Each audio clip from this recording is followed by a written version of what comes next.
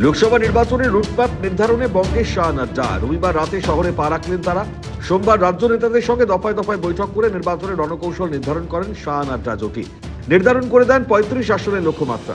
এদিন জাতীয় গ্রন্থাগার আইটি সেলের সদস্যদের সঙ্গে আলোচনায় বক্তব্য রাখতে গিয়ে সিএএ থেকে বাংলার দুর্নীতি সমস্ত প্রসঙ্গেই রাজ্যের শাসক দলকে কড়া আক্রমণ শানিয়েছেন কেন্দ্রীয় স্বরাষ্ট্রমন্ত্রী।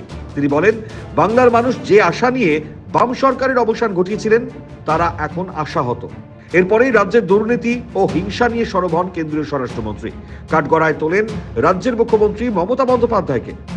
हमारे यहाँ पश्चिम में गोपाल कृष्ण गोखले कहते थे, आज बंगाल जो सोचता है देश 50 साल बाद उस रास्ते पर चलता है। देश का आजादी का इतिहास उठाकर देख दो, आनंद मठ से लेकर खुदीराम बोस तक, अरविंद घोष से लेकर कई सारे सुभाष बाबू तक, कई सारे लोगों ने भारत की आजादी का नेतृत्व, आंदोलन का नेतृत्व करने का काम किया। हर क्षेत्र के अंदर बंगाल टॉप पर था। बंगाल के अंदर यही धरती के कारण पूरे भारत को सुजलाम सुफलाम कहा गया। यही धरती के कारण पूरे भारत को सोने की चिड़िया कहा गया। आज वो बंगाल की क्या हालत कर रखी है? कट मनी, सिंडिकेट, घुसपैठ, परिवारवाद, भ्रष्टाचार, और जहां पर रविंद्र संगीत सुनाई पड़ता था वहां बम धमाकों की गूंज सुनाई पड़ती है। এদিন শাহী টনিকে উজ্জীবিত বঙ্গের বিজেপি নেতৃত্বরা। শাহ নাড্ডার দেখানো পথেই নির্বাচনের লড়াইয়ে ঝাঁপিয়ে পড়ার বিষয় প্রত্যয়ী বঙ্গ গেরুয়া ব্রিগেডের নেতৃত্বরা।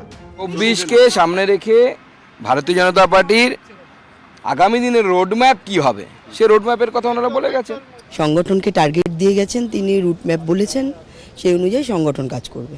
স্বভাবতই লোকসভার আগে নেতৃত্ব আসেন, কিভাবে কাজ হচ্ছে তার কার্যপদ্ধতি বা আগামী দিন কিভাবে সেই কাজকে এগিয়ে নিয়ে যাওয়া যাবে সেই বিষয়ে ওনারা সেই রুটম্যাপ দিয়েছেন। সেটা একদমই অভ্যন্তরীণ। সামনের যে বিষয় সেগুলো সব বিষয় তো আলোচনা করার বিষয়ও নয়, অনেক কিছুই আলোচনা হয়েছে। স্বাভাবিকভাবে 35 আসনের লক্ষ্যমাত্রা যেটা উনি ঠিক করে দিয়েছেন এবং যেভাবে পার্টি আপনি ঠিক মনে করার আগে 23 আসন ঠিক করে দিয়েছিলেন বাংলাতে, 18 আসন আমরা জিতে এসেছিলাম, আর বাকি যে কয়টা আসন আমরা খুব অল্প মাত্রায় হেরেছিলাম।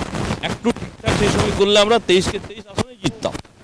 তাহলে সেইভাবে বুঝতে পারছেন মাননীয় গৃহমন্ত্রীজি যেভাবে এই 4টা রাজ্যের যে নির্বাচন, সেই 4টা রাজ্যের নির্বাচনে 3টে রাজ্যে আমরা জিতে এসেছি, তার যে ভোট পরিচালনা করার যে কৌশল, তা সেইভাবেই আমরা পশ্চিমবাংলার যে 35টা আসনের বিষয় সেটা আমরা ঠিক করছি আর কি। 35 আসন এখন নিশ্চিতভাবে জিতবো। তার একদিকে যখন শাহ নাড্ডার ভোকাল টনিকে উজ্জীবিত বঙ্গ বিজেপি, সেই মুহূর্তে বড়সড় সিদ্ধান্ত কেন্দ্রীয় নেতৃত্বের। কেন্দ্রীয় সম্পাদকের পদ থেকে সরানো হলো অনুপম হাজরাকে। সম্প্রতি তার করা একাধিক পোস্টে বিতর্ক তৈরি হয়। সেই বিতর্কের জবনিকা টানতেই এই সিদ্ধান্ত বলে ধারণা করছে ওয়াকিবহাল মহল। ক্যালকাটা নিউজ।